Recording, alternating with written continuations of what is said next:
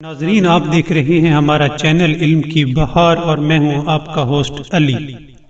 ناظرین، ایک دفعہ کا ذکر ہے کہ قدیم زمانے میں ایک شخص قبر کھود کر مردوں کا کفن چوری کرتا تھا۔ اس کے ایک ہمسائے کو اس کی اس بری حرکت کا علم تھا۔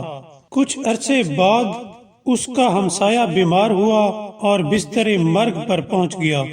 جب اسے اپنی زندگی کی کوئی توقع نہ رہی تو اس نے کفن چور کو اپنے گھر بلایا اور اسے ایک بند کمرے میں لے گیا اور اس سے مخاطب ہو کر بولا، بھائی، اگر مجھ سے تم کو آج تک کوئی تکلیف پہنچی ہو تو بیان کرو۔ کفن چور نے جواب دیا، نہیں جناب، آپ تو بڑے نیک آدمی ہیں، آپ بھلا کسی کو تکلیف کیوں پہنچائیں گے؟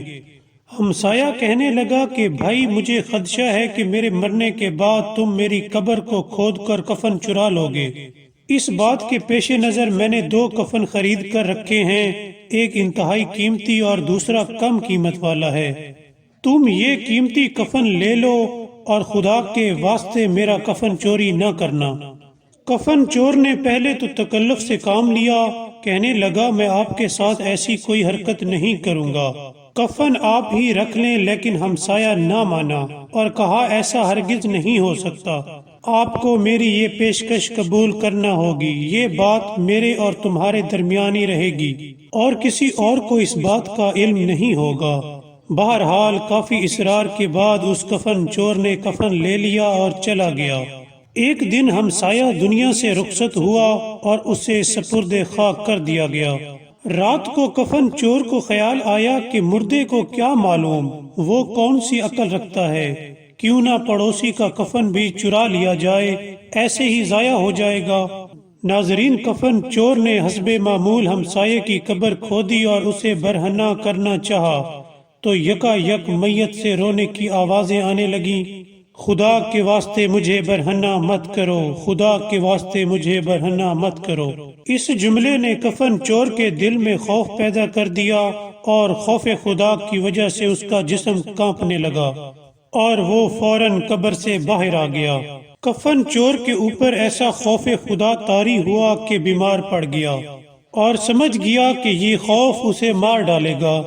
اس نے اپنے بیٹے کو بلایا اور اپنے بیٹے کو ایک وصیت کی اور کہنے لگا کہ میں نے تمہاری خاطر اتنی زحمتیں اٹھائیں، اب میری وصیت ہے کہ میرے مرنے کے بعد مجھے سپرد خاک مت کرنا، بلکہ میری لاش کو صحرا میں لے جانا اور اسے آگ لگا دینا، اور جو راکھ بچ جائے اس میں سے آدھی راکھ دریا میں ڈال دینا اور آدھی راکھ کو صحرا میں بکھیر دینا، کیونکہ میں بہت گناہگار بندہ ہوں، میں مسلمانوں کے قبرستان میں دفن ہونے کی لیاقت نہیں رکھتا۔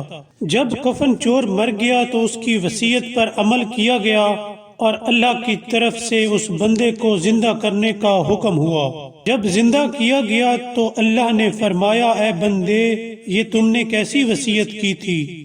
عرض کرنے لگا کہ خدایا، تو شاہد ہے کہ خوف ندامت کی وجہ سے میں نے ایسا کیا، کیونکہ میں اپنے گناہوں پر شرمندہ تھا۔ تب آواز قدرت آئی کہ ہم نے تمہیں اپنی امان میں لے لیا، بے شک جو کوئی خدا سے ڈر گیا خدا اسے اپنی پناہ میں لے لیتا ہے۔ ناظرین، اگر آپ کو ہماری ویڈیو پسند آئی ہو تو سبسکرائب کرنا مت بھولیے گا۔ Thank you.